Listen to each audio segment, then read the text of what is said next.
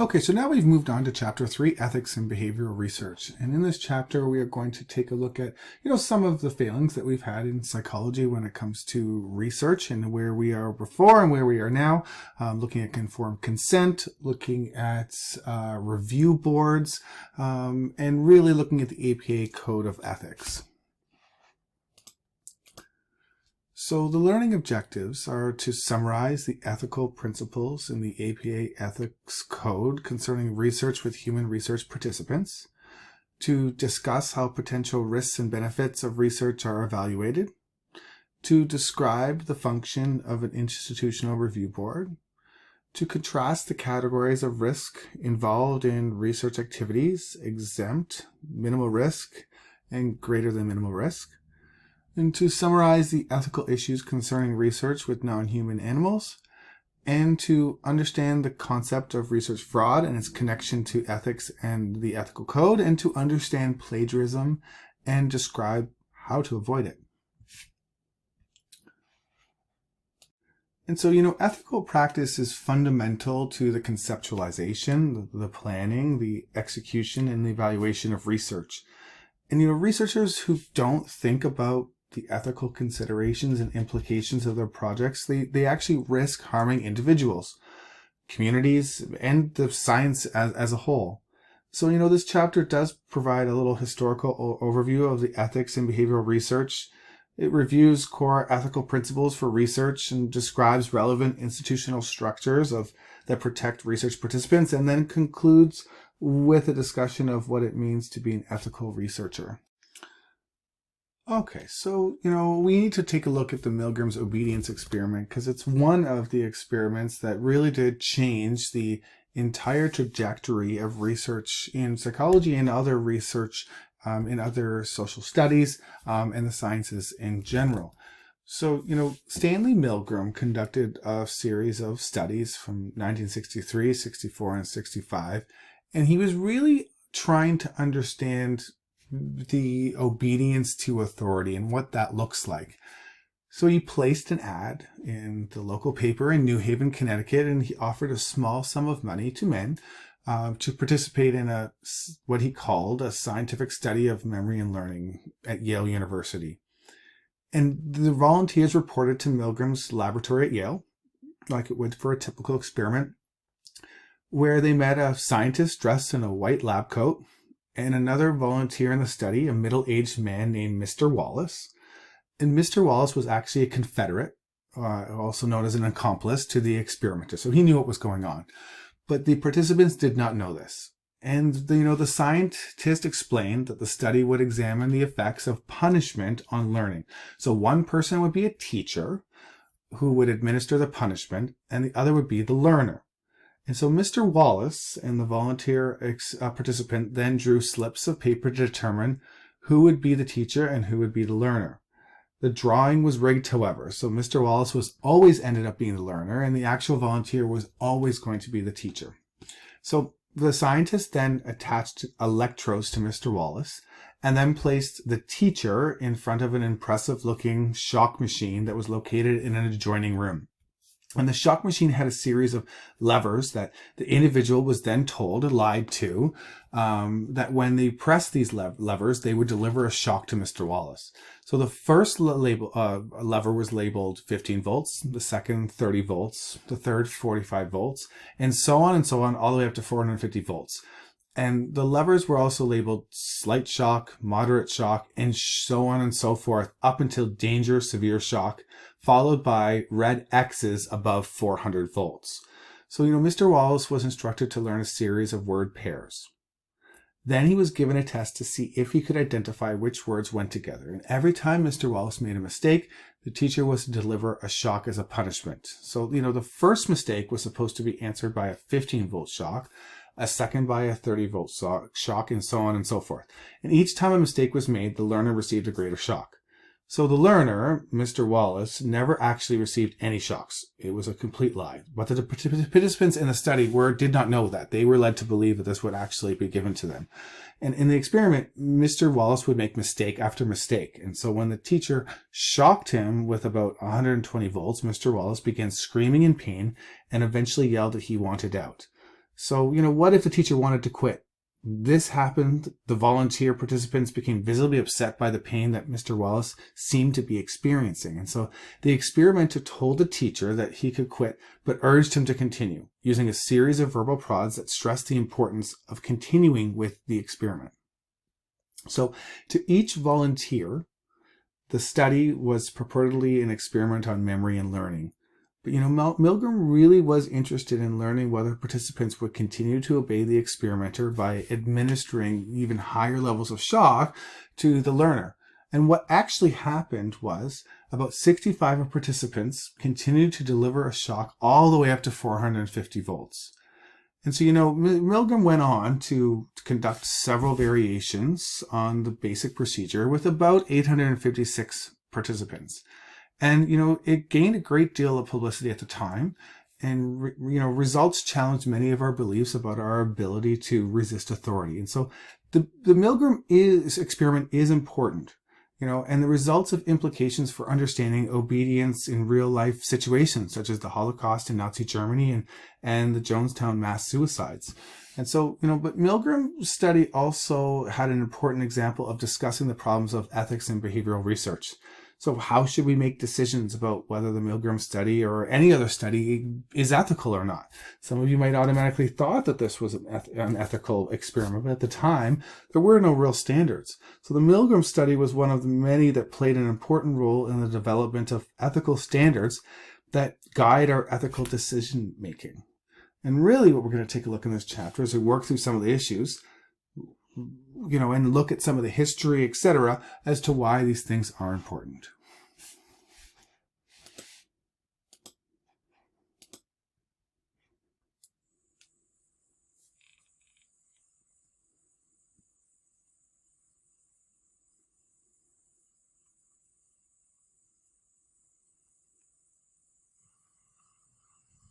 It is May 1962.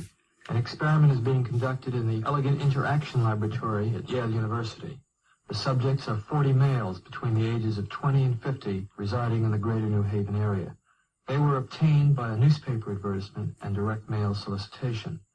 The subjects range in occupation from corporation presidents to good humormen and plumbers, and in educational level from one who had not finished elementary school to subjects who have doctorate and other professional degrees.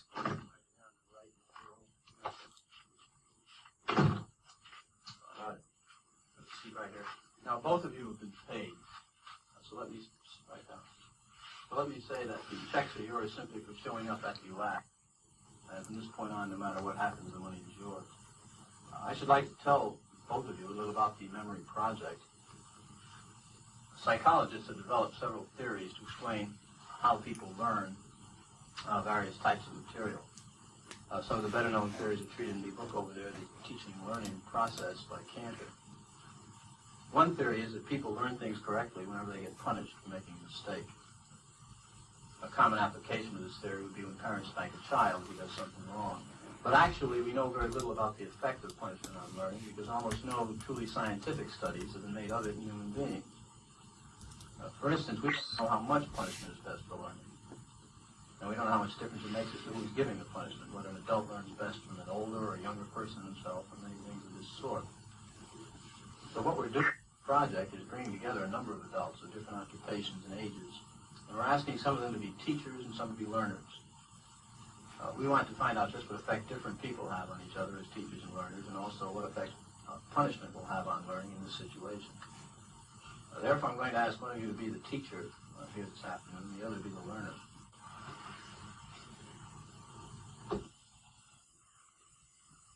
This machine generates electric shocks. When you press one of the switches all the way down, the learner gets a shock. When you release it, the shock stops, you see, like that. The switch will remain in this middle position after you released it to show you which switches you've used on the board.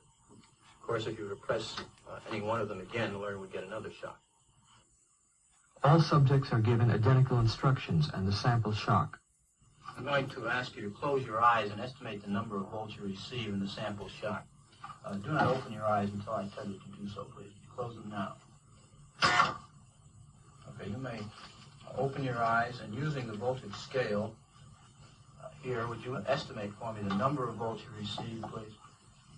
You also use the verbal designation of slight, moderate, strong, so forth to help you. Sam, a number, please. Would you? About 75. No, actually, it was 45 here. Although it may seem stronger because of the electrode paste, which provides a perfect contact.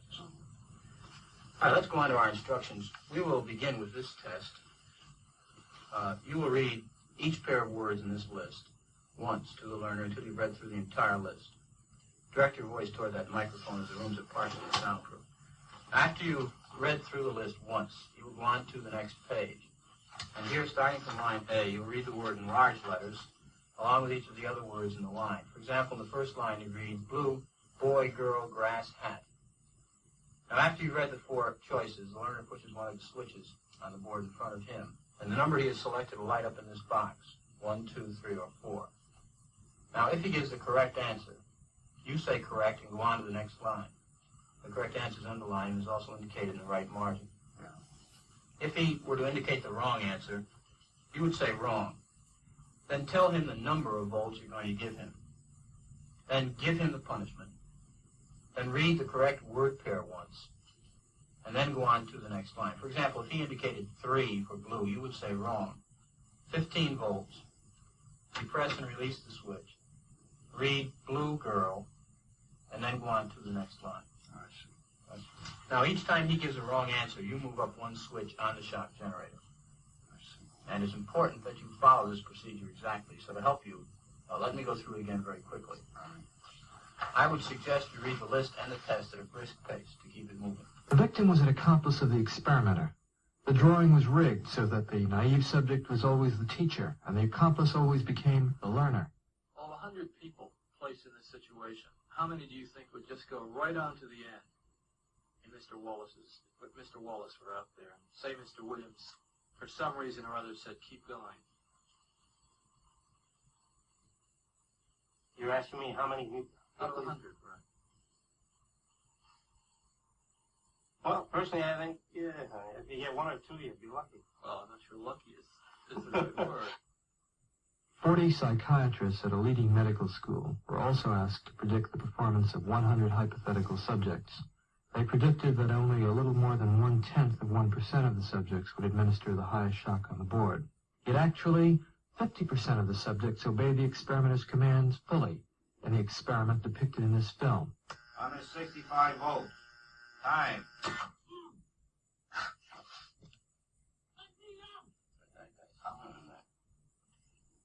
Continue, please. Go on.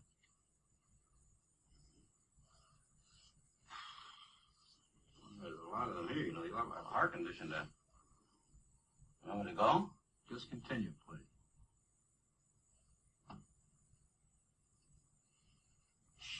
Sharp. Axe, needle, stick, blade. That's please. Wrong. I'm up to 180 volts. Please continue, teacher. Needle, you're gonna get a shock. 180 volts.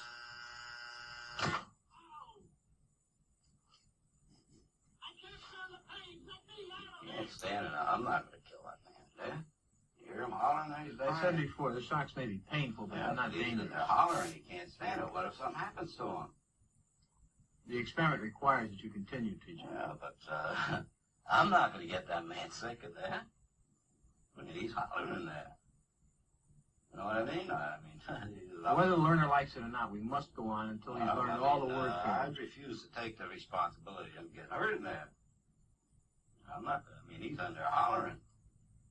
It's absolutely essential that you continue, teacher.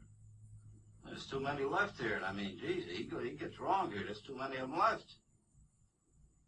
I mean, who's going to take the responsibility if anything happens to that gentleman? I'm responsible for anything that happens here. Continue, please. All right, next one, slow. Wrong. Answer is neck. 300 volts. I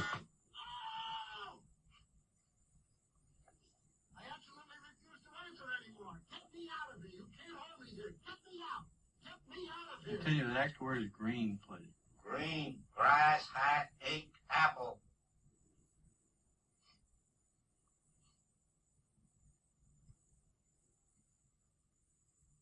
Okay, well, I won't answer. the learner doesn't answer in a reasonable time, about 4 or 5 seconds, consider the answer wrong and follow the same procedures you have been doing for wrong answers. Say wrong, tell them the number of votes, give them the punishment, read them the correct answer. Continue, please. Something's happened to that man there. Nice one, gold, dollar, necklace, moon, paint. Something's happened to that man in there. You better check in on him, sir. He won't answer you, nothing. Please continue. Go on, please. You accept all responsibility? The responsibility is mine, correct. Please go on. Brave, woman, soldier, dog, horse. Answer is woman, 450 volts. That's it. Now continue using the last switch on the board, please. The 450 switch for each wrong answer. Continue, please. I'm not getting no answer. Please continue. The next word is white.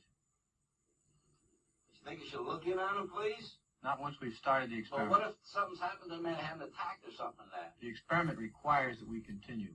Go on, please. Don't the man's health mean anything? Whether the learner likes it or not, we But must... he might be dead in there. I mean, some people can't take the shock, sir. Please I continue. don't have to be rude, but I mean, I think you should look in on him. Whether All you gotta do is look at the door. If I don't get no answer, no noise, something I think has happened to the gentleman in there, sir. we must continue. Go on, please. You're gonna keep giving him what, 450 volts every shot now? That's correct. Continue. The next word is white. White, 450 volts. Next one is short. Sentence, movie, skirt, time. All right, excuse me, teacher. We'll have to discontinue the experiment. I'd like to ask you a few questions, if I may. How do you feel? I feel all right, but I don't like what's happened to that fellow in there. He's been howling, and we had to keep giving him shots. I didn't like that one bit. I mean, he wanted to get out, and he just kept going, kept throwing 450 volts. I didn't like that. He wouldn't even look at him, that gentleman. Well, who was actually pushing the switch? I was. But he kept insisting. I told him no, but he said, he got to keep going. I told him it's time we stopped when we got up to 195, 210 volts. Well, why didn't you just stop? He wouldn't let me. I wanted to stop. Many people, not knowing much about the experiment, claim that subjects who go to the end of the board are sadistic. Nothing could be more foolish as an overall characterization of these persons. The context of their action must always be considered. The individual, upon entering the laboratory, becomes integrated into a situation that carries its own momentum.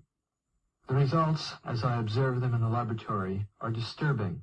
They raise the possibility that human nature cannot be counted on to insulate men from brutality and inhumane treatment at the direction of malevolent authority. A substantial proportion of people do what they are told to do, irrespective of the content of the act and without limitations of conscience, so long as they perceive that the command comes from a legitimate authority.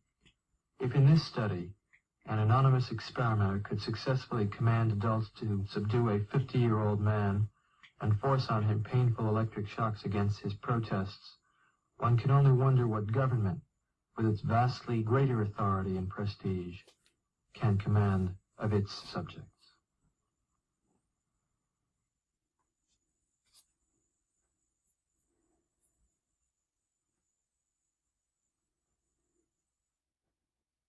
So after viewing that video, I want you to think about if you were the participant. What do you think are the different things that are at play here? I want to ask yourself, if I was in that situation, what would I do? Another question to ask is, have I been in situations where I might have felt pressured to do something? Based on the environment, based on the fact that maybe there was an authoritative figure, someone much older, that was maybe pushing you to do something. And then ask yourself, at what point would you have either walked away? And I think the interesting thing about that experiment is that so many individuals, went ahead and shocked to a point that would seriously injure somebody. Years later, individuals in that experiment were really, really, really psychologically injured, which led to, us establishing ethical standards in research. I'll put a video on Blackboard around the Stanford prison experiment, because I also think that's a huge one that also changed the way that we looked at research. And it's a much longer video for the actual slide notes here, but students should actually take a look at that because it's a pretty important study that changed the way we looked at things too. So, modern code of ethics in behavior and medical research have their origins in 3 important documents. The first is the Nuremberg Code. The second is the Declaration of Helsinki. And the third is the Belmont Report. So following World War II, the Nuremberg trials were held to hear evidence against the Nazi doctors and scientists who had committed atrocities while forcing concentration camp inmates to be research subjects. And, the legal documents that resulted from the trials contained what became known as the Nuremberg Code, and which is a set of 10 rules of research conducted that would help prevent future research atrocities. And the Nuremberg Code was a set of principles without any enforcement structure or endorsement by professional, organizations. But the Nuremberg Code, the first one, is the voluntary consent of human subjects is absolutely essential. And this means that the person involved should have legal capacity to give consent, should be so situated to be able to exercise free power of choice without the intervention of any element of force, fraud, deceit, duress, overreaching, or other ulterior forms of constraint or coercion, and should have sufficient knowledge and comprehension of the elements of the subject matter involved as to enable him to make an understanding and an enlightened decision. And this later element requires that before the acceptance of an affirmation decision by the experimental subject, that there should be made known to him the nature, duration, and purpose of the experiment, the method and means by which it is to be conducted, all inconveniences and hazards reasonably to be expected, and the effects upon his health or person which may possibly come from his participation in the experiment. And the duty of this responsibility for ascertaining the quality of the consent rests upon each individual who initiates, directs, or engages in the experiment.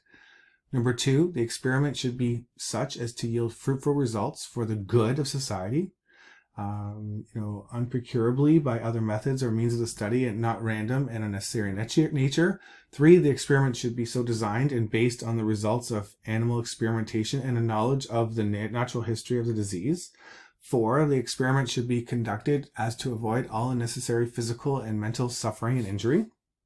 5, no experiment should be conducted where there is any priori reason to believe that death or disability injury will occur, except perhaps in those experiments where the experimental physicians also serve as subjects. 6, the degree of risk to be taken should never exceed that determined by the humanitarian importance of the problem to be solved by the experiment. 7, proper preparations should be made and adequate facilities provided to protect the experimental subject against even remote possibilities of injury, disability, or death. Number 8, the experiment should be conducted only by scientifically qualified persons. 9, during the course of the experiment, the human subject should be at liberty to bring the experiment to an end at any point. So basically, you can end the experiment at any point. And number 10, during the course of the experiment, the scientist in charge must be prepared to terminate the experiment at any stage if he has probable cause to believe in the exercise of the good faith, superior skill, and careful judgment required of him that a continuation of the experiment is likely to result in injury, disability, or death of the experimental subject. And I'll place that entire list on Blackboard for you as well. But you can see that, it started to give the basics of, some standards of research. So, consequently, the World Medical Association, because there was no standards no enforcement structure, and it wasn't endorsed by professional organizations, the World Medical Association developed a code that is known as the Declaration of Helsinki. And this 1964 document is a broader application of the Nuremberg that was produced by the medical community. And it included a requirement that journal editors ensure that published research conform to the principles of the Declaration. Okay. And so, by the end of the 1970s, news about numerous ethically questionable studies forced the scientific community to search for a better approach to provide human research subjects. And as a result of new public demands for action, a committee was formed that eventually produced the Belmont Report. And this report defined the principles and applications that have guided more detailed regulation developed by the American Psychological Association and other professional societies and U.S. federal regulations that apply to both medical and behavioral research investigations. And three basic ethical principles of the Belmont Report are beneficence, respect for persons or autonomy, and justice. So going on to understand the Belmont Report in 1972 a little more, it defines the principles and applications that apply to medical and behavioral research investigations. And again, the three basic principles of the Belmont Report. So the principle of beneficence. So research should confer benefits with minimal risk as determined by a risk-benefit analysis. The principle of respect for persons or autonomy. So participants are treated as autonomous and can exercise informed consent. They decide. And that kind of goes into the principle of being able to end an experiment at any single time, to be able to walk away. And it's also why if someone engages in research and there's money involved, if you end the experiment at any time, the participant does, they get the money either way. And lastly, the principle of justice. The benefits and risks of research should be allocated fairly when selecting research subjects.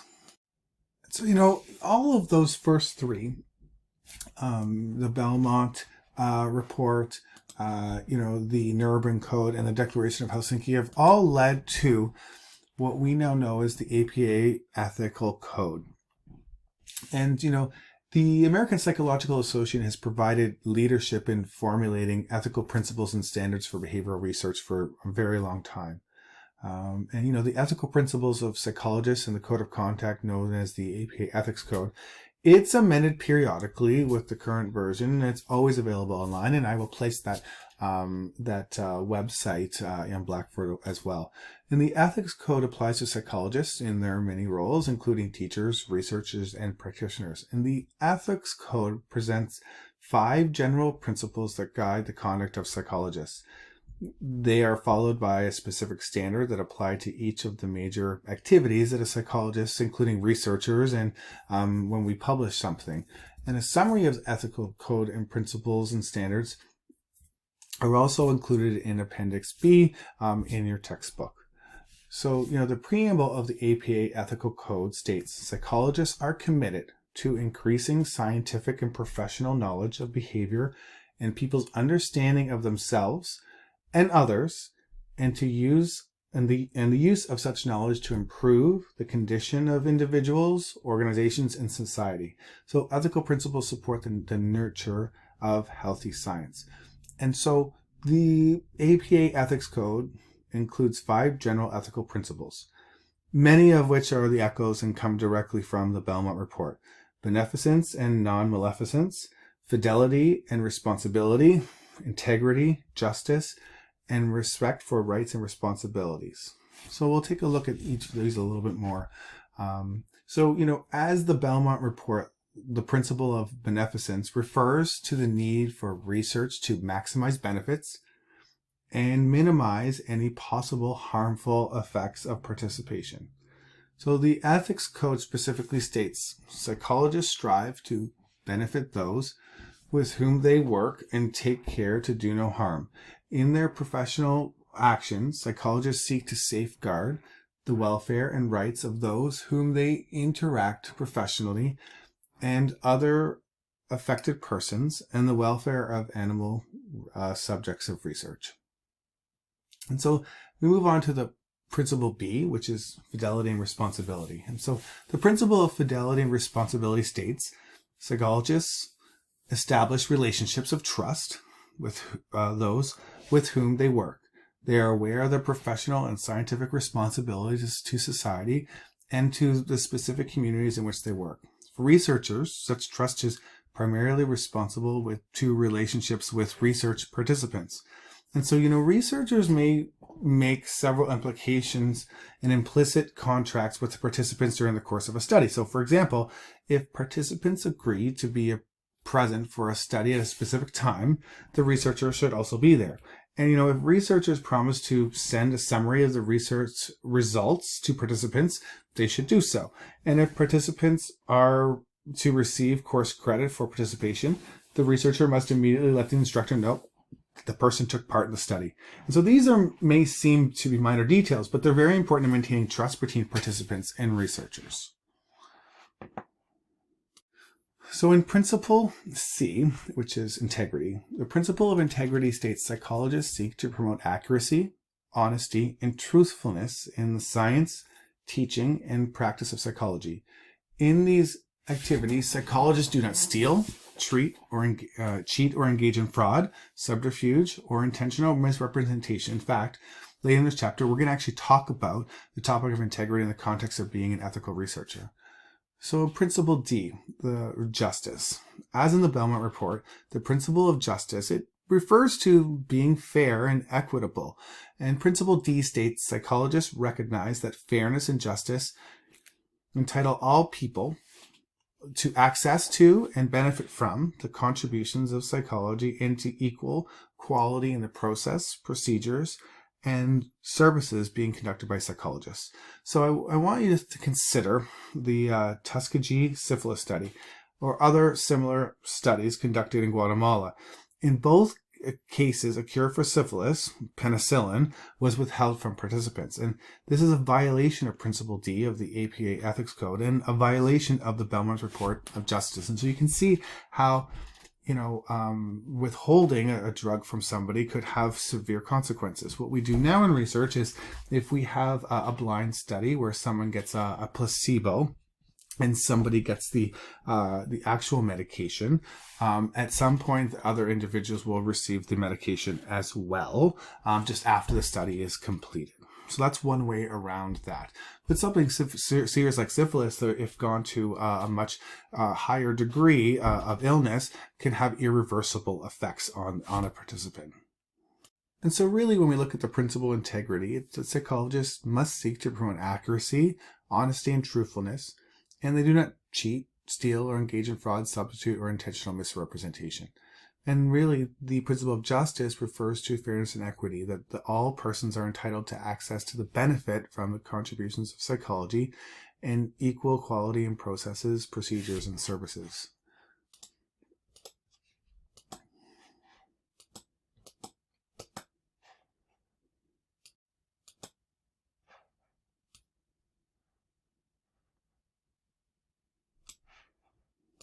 And so the last principle, Principle E, is respect for people's rights and dignity. And the last of the 5 APA ethical principles really does build upon the Belmont's report. And it states that psychologists respect the dignity and worth of all people and the rights of individuals to privacy, confidentiality, and self-determination. Psychologists are aware that special safeguards do need to be necessary to protect the rights and welfare of persons or communities whose vulnerabilities impair autonomous decision-making. And so psychologists are aware of and respect cultural, individual, and role differences. And that includes those based on age, gender identity, race, ethnicity, culture, national origin, religion, sexual orientation, disability, language, socioeconomic status. And they consider these factors when they're working with members of those individual groups. And, psychologists try to eliminate the effect on their work and of biases based on those factors, and they do not knowingly participate in or condone activities of others based upon such prejudices. And so one of the ethical dilemmas in the Milgram obedience study was the fact that participants did not know that they were participating in a study of obedience. And so the limited participants' rights to self-determination. Okay. And so with these principles in mind, we're now going to consider the ways in which research subjects, humans and animals, are protected in behavioral research. So when we look at the assessment, when it looks at risks and benefits, the principle of beneficence leads one to examine potential risks and benefits that are likely to result from the research. And this is called the risk-benefit analysis. Ethical principles require asking whether the research procedures have minimized risk to participants, and the potential risks to the participants include such factors as psychological or physical harm and the loss of confidentiality. And so, benefits may be direct, such as treatment for psychological problem. They may be material, such as monetary payment, and other less tangible benefits, such as the satisfaction of contributing to scientific knowledge. And really, risks in psychological research include factors like psychological or physical harm, and the loss of confidentiality. And so, in Milgram's research, the risk of experiencing stress and psychological harm was, I think, pretty obvious. It is not difficult to imagine the effect of delivering intense shocks to an obviously unwilling learner. And there are several common risks involved in behavioral research. 1, physical harm. Procedures that could conceivably cause some physical harm to participants are rare but possible. So many medical procedures fall into this category. For example, administering a drug such as alcohol or caffeine. 2, distress or stress. More common than physical stress is psychological stress. For example, participants might be told that they will receive some extreme intense electrical shocks. They never actually receive the shocks. It is the fear or anxiety during the waiting period that is the variable of interest. And then 3, confidentiality and privacy. Another risk is the loss of expected privacy or confidentiality. And so confidentiality is an issue when the researcher has assured subjects that the collected data that are only accessible to people with permission, generally only for the researcher. And this becomes particularly important when studying sensitive topics. For example, asking participants about sexual behavior, or personal questions about family history, or illegal activity. And they may leave them vulnerable if their answers become known to others. And it's also why when we do research, we normally have the informed consents that somebody would sign. And then all their data is coded by a number. So that their names are not associated with the actual participant. And all those consent forms and the data is always encrypted and locked in a filing cabinet, and then locked in obviously somebody's office in order to mitigate risks of that confidentiality being assured, and so that material or that data is not leaked. And so, we consider that a study that obtained information about employees' managers, is extremely important that responses to such questions are confidential. Revealing their responses could result in real harm to the individual. And so, the internet has posed another issue of privacy. People post a great deal of personal information voluntarily, and there are questions of ethics that arise when researchers use this information. So the principle E of the APA Ethics Code, so respect for people's rights and dignity, research participants are to be treated as autonomous, and which means they are capable of making deliberate decisions about whether to participate in research. And the key idea here is informed consent.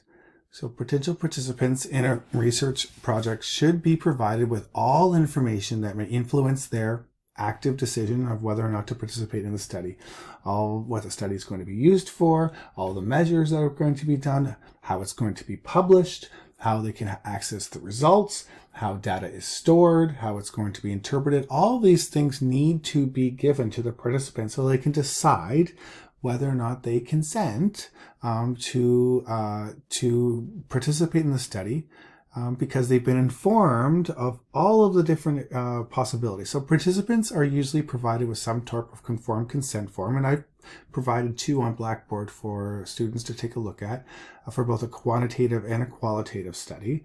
And so, They usually are provided with that consent form that contains the information that participants need to make their decision. So the content will typically cover the purpose of the research, procedures that will be used, including the time involved. And remember that one does not need to tell participants exactly what is being studied, what the risks and benefits are, any compensation, any confidentiality, assurance of voluntary participation and permission to withdraw, so you can remove yourself at any point, the contact information for questions. Some of the other things is, they will actually, in the risks and benefits, talk about them more specifically. They will also talk about any reasons why the research is being done, or if there are any confounding variables when it comes to the researcher themselves. Maybe who is funding the study can also be put in those consent forms.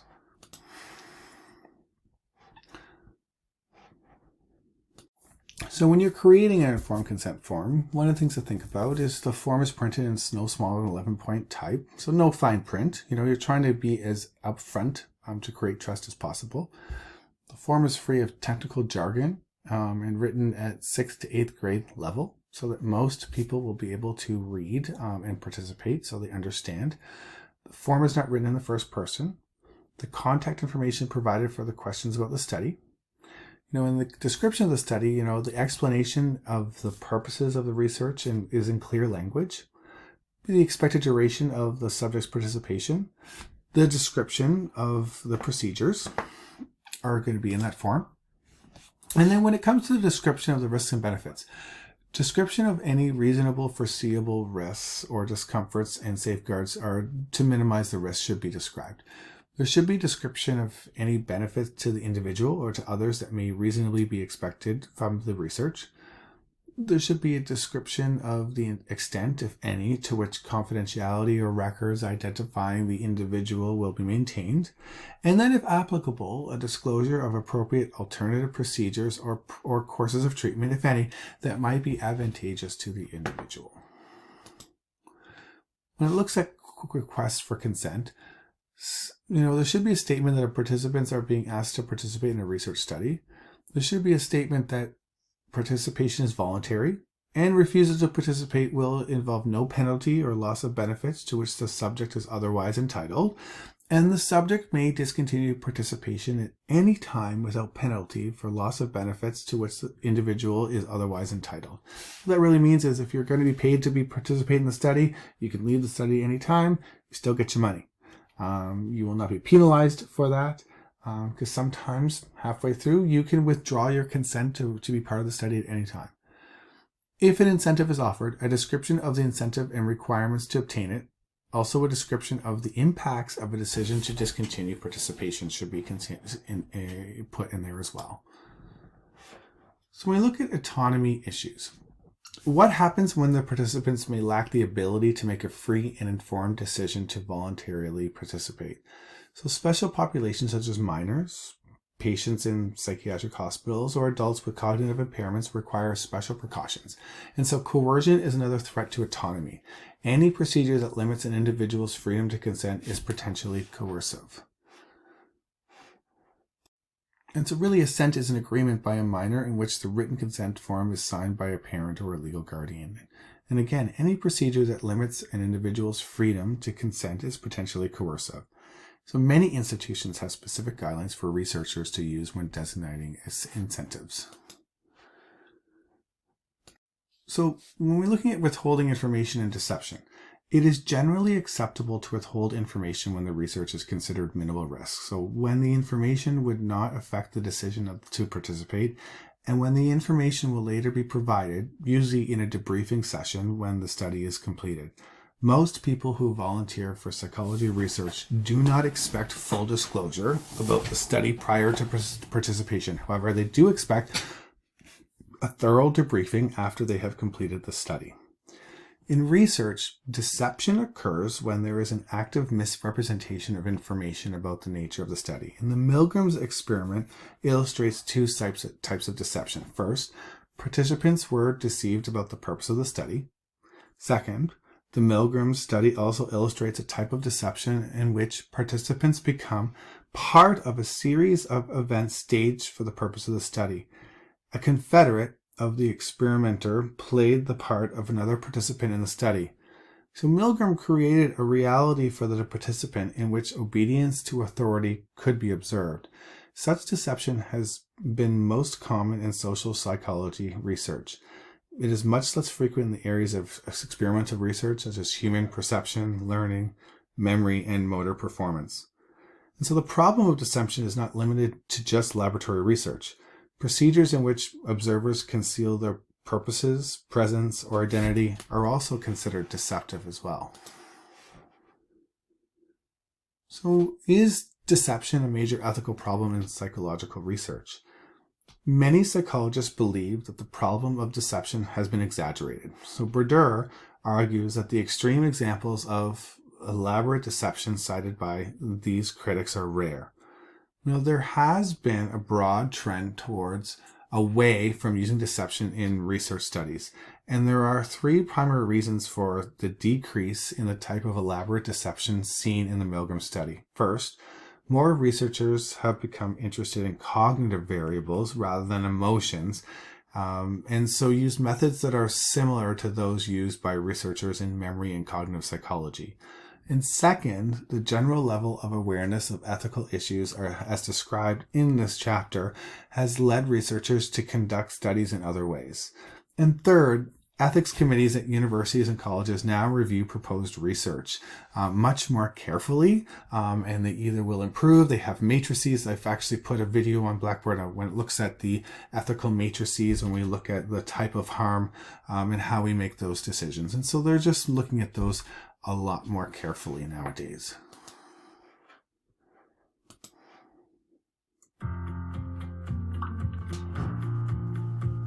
Institutional Review Boards, IRBs.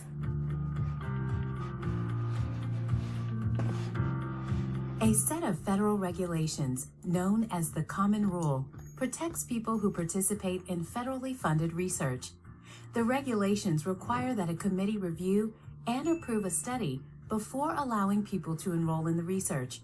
This video explains the role of these committees, which are called Institutional Review Boards, or IRBs. What is an IRB? An IRB is a committee that reviews research studies to make sure that they follow ethical standards and regulations for research with people. In addition to the Common Rule, there are regulations to protect people who may need more protection, such as prisoners and children. When a research study involves human participants, researchers submit the proposed study to an IRB for review. The IRB looks at many different aspects of the study to make sure it meets the requirements for protecting those people. If it doesn't, the IRB will not approve it until the necessary changes are made. IRB review does not always happen at the institution doing the research. Many institutions have their own IRBs that review the research they conduct, but they could also use a commercial IRB or an IRB from another institution. Who is on an IRB? IRBs must have at least 5 members with various backgrounds who can provide different perspectives on the research. Those members must include at least one who is not connected to the institution doing the research, and one who is not a scientist. Each IRB must have members who can review the specific types of research it oversees, and members who know the community where the research takes place. Researchers who serve as IRB members cannot review their own research projects. This helps the IRB make sure its review is independent and free from other interests. What does an IRB do? An IRB reviews proposed research to check and see that participants will be protected according to ethical standards and regulatory requirements. Except for some research that is very low risk, an important role of the IRB is to verify that potential participants have the information they need to make a decision about volunteering for the study.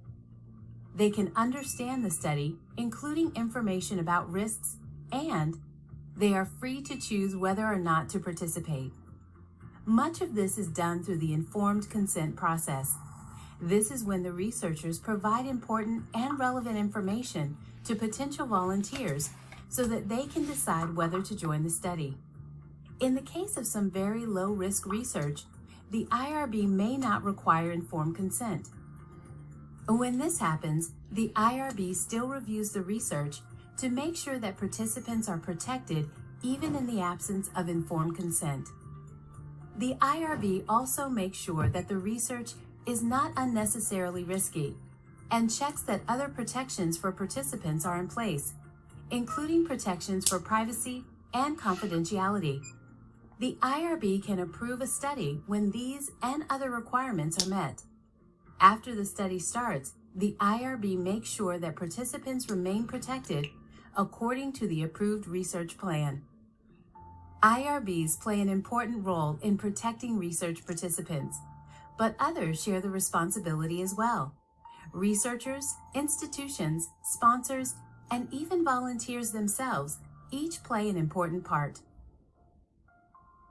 Does all research require IRB review?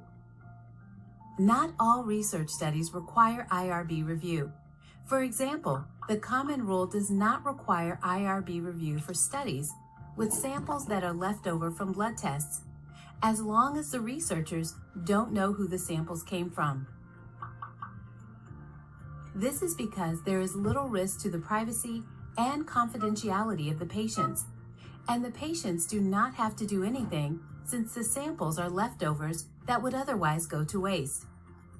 There are also regulations that researchers might follow instead of the Common Rule. For example, the Food and Drug Administration, FDA, has regulations for developing and testing drugs and other products. These also include protections for research participants. In addition, it is possible that a research study might not fall under any of the federal regulations. An example is research funded by private money from nonprofits or corporations that is not regulated by FDA. Who can address a research volunteer's concerns about protections? If you have questions about a research study you volunteered for, you can ask the research team for more information. But if you have concerns about how you, as a volunteer, are being protected, or if something doesn't seem right, you can also contact the IRB. The IRB's job is to make sure the study meets the ethical standards and federal requirements for research with humans, and that the researcher is doing the study in the way the IRB approved. The IRB's contact information should be on the consent form you received when you initially joined the study. To learn more about participating in research studies, visit www.hhs.gov/about-research-participation.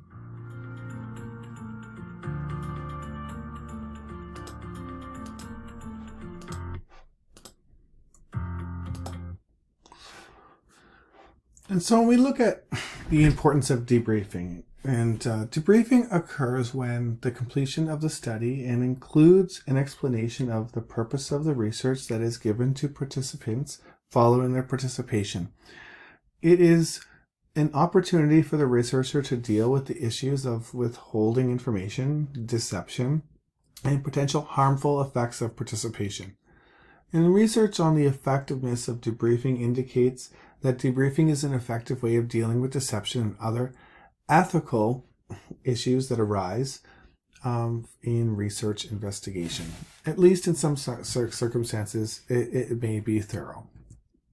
And so we did look at that video on the institutional review boards. And so any institution that receives federal funds or government funds in Canada must have an institutional review board, an IRB, that is responsible for reviewing research conducted at that institution. And so, the Belmont Report provides an outline for issues of research ethics, and the APA Ethics Code provides guidelines as well.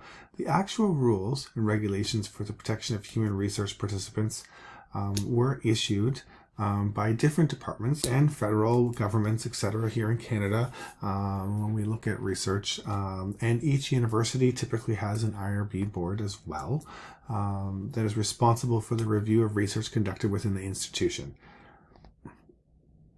And so it must have a minimum of 5 members.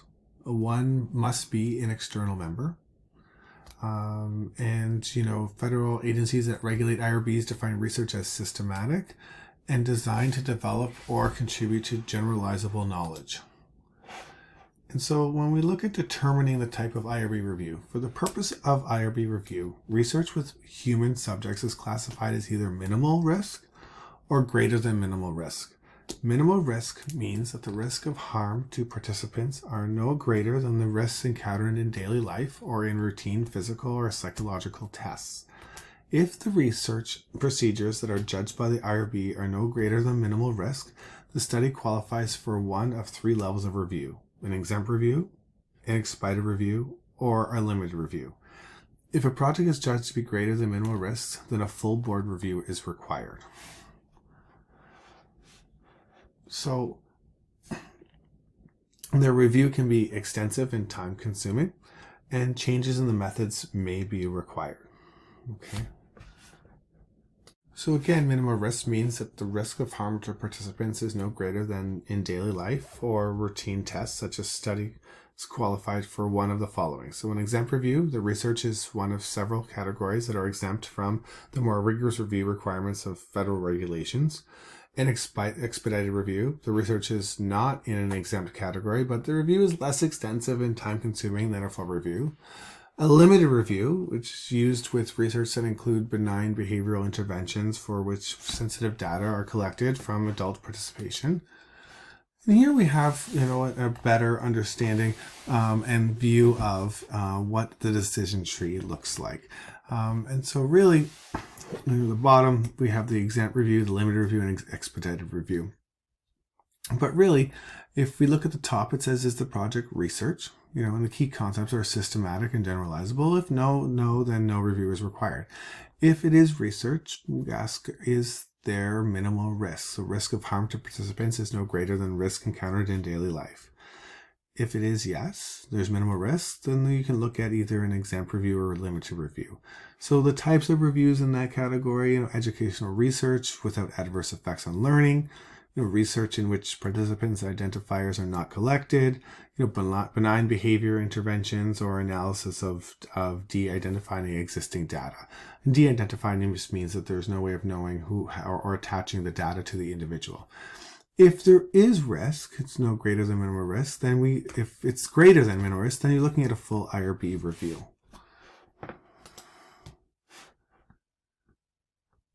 Okay, so research with non-human animal subjects. Animals are used in behavioral research for a variety of reasons, and researchers can carefully control the environmental conditions of the animals, study the same animals over a long period, and monitor their behavior 24 hours a day if necessary. It is crucial to recognize that strict laws and guidelines govern both research with animals and teaching procedures in which animals are used. And institutions in which animal research is carried out must have an institutional animal care and use committee composed of at least one scientist, one veterinarian, and one community member. And they're charged with reviewing animal research procedures and ensuring that all regulations are adhered to. And you know, the APA Ethics Code addresses the ethical responsibilities of researchers when studying non-human animals. And so being an ethical researcher, you know, Principle C focuses on integrity, with the promotion of accuracy, honesty, and truthfulness. And so the ethical researcher acts with integrity, and in so doing so does not engage in misrepresentation. And so when it comes to the fabrication of data is really, in psychology fraud, the fabrication of data is considered very serious. It's also very rare. But one must be able to believe the reported results of research. Otherwise, the entire foundation of the scientific method as a means of knowledge is threatened. And in fact, although fraud may occur in many fields, it probably is most serious in 2 areas, science and journalism. And this is because science and journalism are both fields in which written reports are assumed to be accurate descriptions of actual events. So plagiarism, really important for students to understand this. And I have posted a video on Blackboard so that you understand the different types of plagiarism, because it's really, really, really important. So plagiarism. Plagiarism refers to misrepresenting another's work as your own, and it is increasing in prevalence. This is why we use things like Turnitin, etc., in order to help with, assuring that students' papers are actually of their own, and it's actually very accurate. It'll pick up phrases and paraphrasing, so, it's definitely something that students should not engage in. Write your own papers, because, professors do know when this happens. So plagiarism refers to misrepresenting another's work of one's own. So writers must give proper citation of their sources. Plagiarism can take the form of submitting an entire paper written by someone else. So word for word plagiarism is when a writer copies a section of another person's work, word per word, without providing quotation marks, indicating that the segment was written by somebody else, nor a citation indicating the source of the information.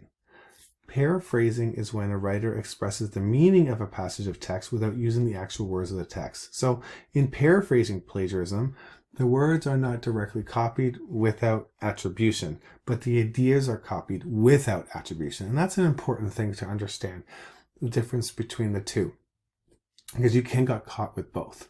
And it happens a little less later on in academic careers, but early on, paraphrasing plagiarism does count. If you do look up something and you read on something and put it in your own words, but the actual information came from another source, you need to source that. Okay? So it's a really good, decision tree to look at ways of avoiding plagiarism in writing. So did I write the words? No. Then you need to quote the words and provide a citation. If you did write the words, then yes. Did I think of the idea? If not, you should provide the citation. And then if you did think of the idea, then you don't know citation is needed. Very simple. In a lot of ways, the best way for students is just to cite works. And that's it for the chapter. Some of the things to think about, to look at some of the questions at the back of the chapter, asking yourself, what was measured, asking yourself what the risk-benefit analysis would look like, looking at the Milgram experiment, how is that ethical, how you can think about studies going forward, thinking of studies that were conducted, and how that works. I think these are important questions to ask.